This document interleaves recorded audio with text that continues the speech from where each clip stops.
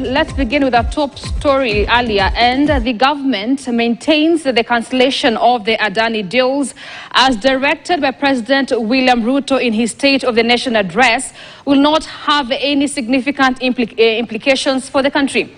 However, KTN News has established that a non-renewable fee of 3 billion shillings had already been paid for negotiations under the Private Initiated Proposals PIP framework.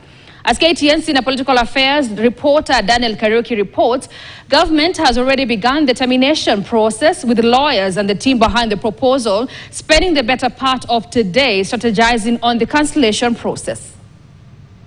The Ministries of Energy and Transport kicked off the process of terminating deals that had been signed and expected to be signed between the government and Adani group of companies after President William Ruto's Thursday directive. We immediately cancelled the ongoing procurement process for JKI expansion public-private partnership transaction, as well as the recently concluded Ketraco transmission in public. Kenyans have been keen since the president issued a directive to terminate the contracts, with questions of possible implications and loss of funds once the government walks away from the deals. Treasury CS John Mbadi says the process has already kicked off and the government will be informed on the progress, noting that it will be keen to ensure a smooth termination process. According to the government, only the Kenya Electricity Transmission Company Ketraco deal had been signed between the government and Adani, while the Jomo Kenyatta International lease deal was still pending. Speaking to KTN News via way of phone, Treasury Cabinet Secretary John Mbadi says, and I quote, "The government had not signed the Jomo Kenyatta International Airport leasing deal, so no compensation is applicable.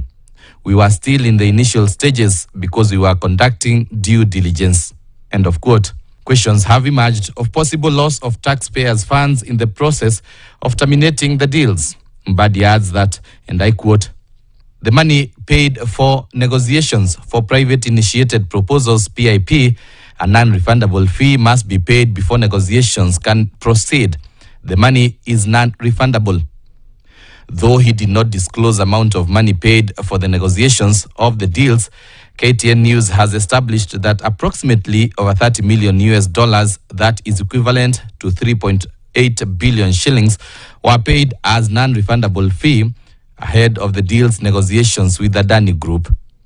On the deal already signed, CS Mbadi says, regarding the Ketraco deal, honesty during negotiations is critical. False information, such as corruption-related matters, must be disclosed. Our laws allow us to terminate contracts without consequences if false information is uncovered. Government claimed that intelligence reports from countries where Adani operates played a role in the decision to terminate the deal. Daniel Kariuki, KTN News, Nairobi. Well, thank you, Dan.